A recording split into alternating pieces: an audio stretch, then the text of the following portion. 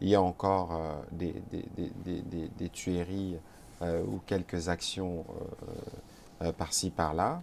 Il y a l'armée qui s'est déployée aux côtés de la police dans cette région et la situation est plutôt suivie de manière étroite.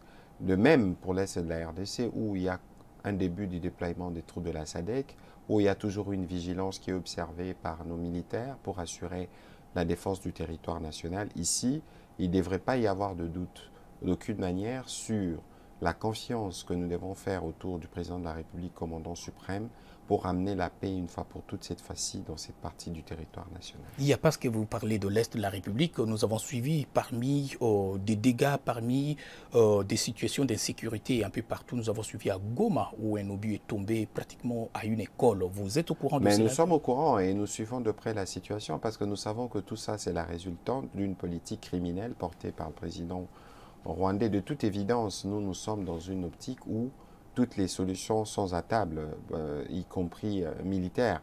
Et dans les moments venus, pour chaque action comme celle-là, il y aura une réponse proportionnée parce qu'il y a toujours des mécanismes qui sont mis en place pour nous assurer que nous assurons partout où il faut la défense de notre territoire. Pendant ce temps, les gens meurent à Kwamout. Pendant ce temps, les ADF sont en train de sévir, de s'aimer un peu de la désolation dans la Mais population.